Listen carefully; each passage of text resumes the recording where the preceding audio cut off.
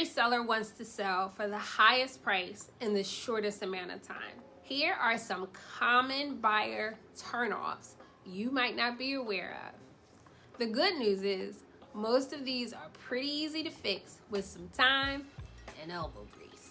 To give your home the best chance of selling for the price you want, here are some tips to help buyers feel more at home and less turned off. We're going to go in reverse order on this one. Number 5, is it you? Are you the problem? Are you in the home during showings? This could be turning buyers off. Kind of like the salesperson following you around the store. No one wants to be sold. Most buyers don't want you there. They just want to view the home and make their own decision. If you have specific points of interest you don't want them to miss, have your realtor make a flyer that stays at the home, or they can take it with them. As a realtor, I would love this, and buyers would likely love it too. You want buyers to feel comfortable looking around. Even though you're likely trying to be helpful by pointing things out, they don't know you, and they may not respond well to your opinion. It can be awkward. It's just better to not be present when people are viewing. But if you have to be there, try to stick to one area. I've been there when homeowners are there with the pets. They sometimes go on the deck, or they will stay like in the family room, to give the agent and the buyers some space. They stay out of the way, but in the home, with their animals. Or maybe with family members that they don't want moving in and out. I've seen both. Number 4 is clutter. During a showing, buyers are trying to imagine themselves living in the home. But if there is too much of your personal stuff there, it's difficult for the house to shine because it's competing with all the stuff. Let the surfaces shine in every room. Give the eyes somewhere calm and cozy to land. Just keep in mind that removing too much character from the home can also be a problem. I know, you can't win for losing. You don't want it to feel cold and stiff. If you need some inspiration for how to stage your home, consider how the pros do it. Go to your favorite websites for hotels, resorts, and furniture stores and see how they do it. They want you to look at their pictures and come buy what they're selling. And so do you. So just copy their formula.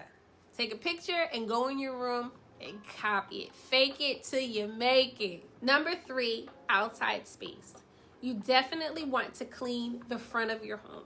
The front yard, the front porch, the front door, the steps. The front of the house is going to be one of the first things people see. If they don't like the outdoor photos, will they even look to picture number 2?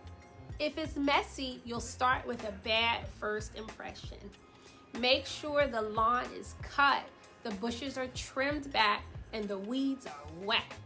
I was so excited to get a listing once. The property was vacant, and I didn't make sure that the lawn was cut before I took pictures. And it was the first thing my broker noticed. Never made that mistake again. Number 2, I would always hear kitchens and bathrooms sell homes. And I heard this even before I became a realtor. So I thought about it like a lot. And do you know why this is true? Because it is true. Because these are the rooms we all use. You may not use all the bedrooms. You may not use the garage. But most of us need to use the bathroom and the kitchen. These are some of the most important rooms in the home for potential buyers, so they have to look their best. Make sure these rooms are sparkling clean. Don't worry if it's not brand new.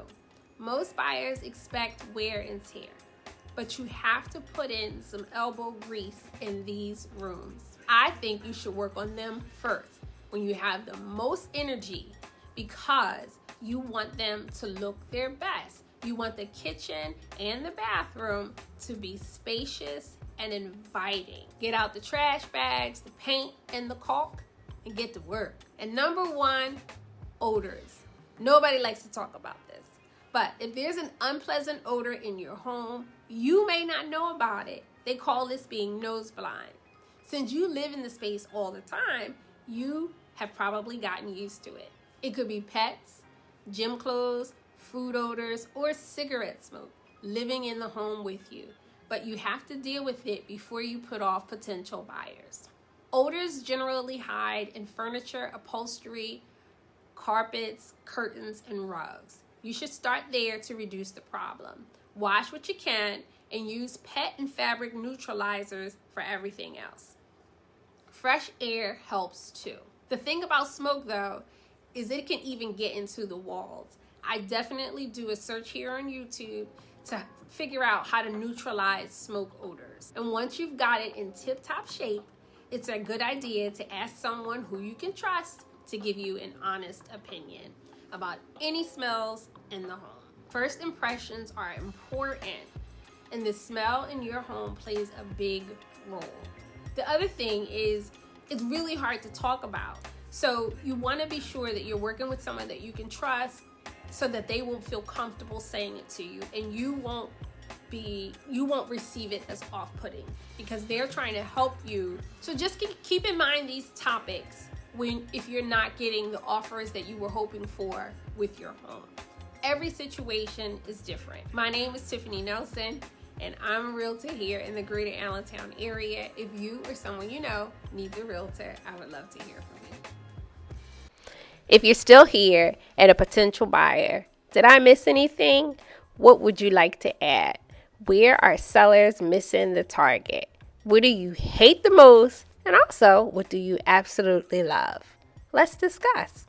Not ready to leave? Watch a home tour. Those are always fun. Okay, bye.